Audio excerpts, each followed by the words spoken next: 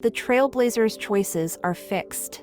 Sometimes Acheron speaks in a red text during the moments with her. Someone confirmed that every time they reconnect to the game and refresh the dialogue, whatever Acheron says during the red texts are different. To be more specific, in this case, Acheron says 3 versions of her story. For me, she said, Penacony's rife with rumors now, about the Watchmaker, a legacy, nightmares, and other mysterious tales. I was curious as to who was spreading them, and tested the method as described in the rumors, to think I actually ended up here. The second version I didn't get was, it's a long story. I fortuitously, as she should remember, became friends with some of the Bloodhounds, and was helping them track down a wanted criminal. Except I ended up here for some reason. And finally, the third version, it's probably not as complicated as it sounds. It's all thanks to a masked fool. Maybe I unwittingly hurt her. And then in a flash of kaleidoscopic light, I ended up here. But Acheron also said before on our first meeting after the questionnaire, How interesting. For a split second it felt like countless versions of you, alike yet distinct, gave entirely different responses. as well as Adventurine saying that we should be thanking him for saving us after we get teleported by Black Swan from the fight between Sam and Acheron. What I think Acheron is doing is not lying, but simply going through one type of fate. We get to know that to a certain degree who Acheron really is. She's not some simple girl or a galaxy ranger, but an emanator who brings death and finality. In a way, Adventurine is basically saying everything is happening because of Acheron. She is a being that can interfere with the world's time stream, it seems, but as Adventurine said, whether she's an emanator of hunt, destruction, or even finality, it doesn't matter because these paths all point to the same outcome. What I think from this is that the fates are sealed, but we're merely just choosing the choices that varies midway. During the dialogue, Adventurine also mentioned Ifrit's death, that the assailant, demonstrating remarkable expertise, ruthlessly ended Ifrit.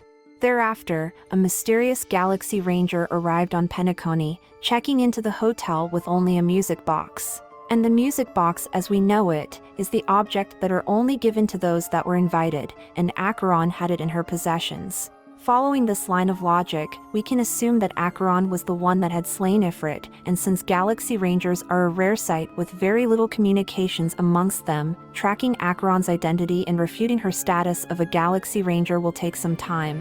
To make matters more interesting, Black Swan adds on that Adventurine is someone you can trust currently.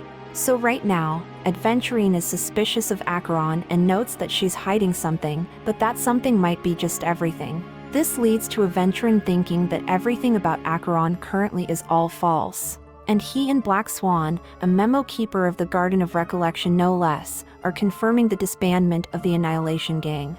But this might have a different side to it. At least from our interactions thus far, we could be just seeing one possibility of all infinite possibilities in a timeline. Perhaps a loop. The fact that Acheron can choose her own line of dialogue at random could mean that she's already watched through many different realities. Whether she rewinded the time back to a new reality or not, it's something to look at. Not only that, even Black Swan said that during this golden soiree, she is the dance's centerpiece. It really makes everything point towards Acheron the moment you first meet her, and her first words were, Not another one. At first we assumed that she just met multiple people before us, but from what we know now she could be going through another part of the process. She might actually be saying that because she met you before. In fact, she even notes that she might have met you or seen somewhere else and even more. I think this questionnaire is the most important of all. You may think it somewhat strange, perhaps even rude, but I wish to know. Have we met somewhere before? So if we are to think our theory is true, not only are we choosing our options, but she is also choosing hers. It's as if something is constantly repeating, and Acheron wishes to know if we know something about her or not, as if she's trying to confirm something, as if she's seeing if we feel something is off or not. When she says we evoke memories of an old friend, the old friend she mentions changes depending on our gender. If we were a female trailblazer, the old friend is someone that stood shoulder to shoulder, but if we were a male trailblazer, the old friend is someone that she crossed blades with. Very different. So basically she's choosing options depending on how different the situation is. After all, the old friend that crossed blades could be the traveler in Teyvat fighting Raiden Shogun, or someone that stood shoulder to shoulder could be Kiana as Mei. Can she perhaps even feel the bonds across the multiverse? Might I ask if you fear losing these bonds? She's asking about interpersonal connections for a reaction. If there was a vast dreamscape, so lifelike it's indistinguishable from reality. There, no one faces life's separations or deaths. Everyone attains their deserved happiness and lives joyfully ever after. I would ask, would you wish to stay? If you had grasped the journey's finale right from its inception, I would ask, would you still embark on this journey? It's as if she's asking after Acheron herself has experienced all of those things asked, and now asking if you can handle such travesties. Not to mention it's also as if she's measuring you up with the standards she placed herself. She keeps asking if we remember her, and no doubt that this implies we have already gone through multiple cycles, that we've already gone through so much, but are we still willing to keep going without breaking apart? I think she's doing this because even if a person does not remember, some things leave a mark subconsciously, especially if things are constantly repeating. So I think this is why she keeps asking, and also saying that, for a split second it felt like countless versions of you, alike yet distinct, gave entirely different responses. It definitely feels that Acheron is someone who can sense the multiverse and she can somewhat control her own choices, the time or anything related to those situations. Here, she adds during your first encounter, in the coming nights of long, I'm afraid you will face many tribulations and witness many tragedies. And finally, your sight will only see black and white. From what I can tell, I think she's simply summarizing all the things that we will face in Penacony, as if she's already gone through it many times. I think when she's saying, in that monochrome world, there will be a glimpse of fleeting red, and when you make a choice, it will reappear before you once more, she's actually talking about herself. That no matter what time of tribulations and tragedies we will encounter, she will come to help us. It's as if Acheron is trying to pursue some form of change in this loop, and the only one who can change the end is Acheron herself. We won't know why she cries at the end, maybe because of the bond with us or some sympathy for us, who are about to face so many hardships during this journey. Even during Aventurin's first confrontation, Acheron shows up in a very good timing to stop him.